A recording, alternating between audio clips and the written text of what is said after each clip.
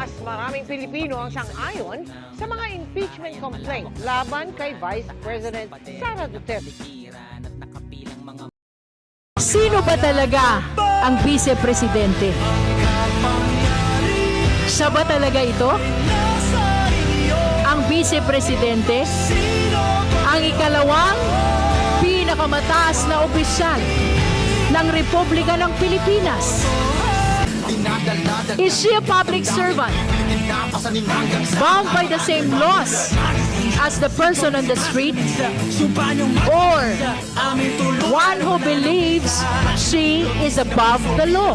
Siya ba ay lingkod bayan para sa Diyos, na sa yumuko bayan, sa batas, at o isang makapangyarihang tao na gustong paluhurin ang batas? Ano ba talaga ang kanyang tunay na kulay?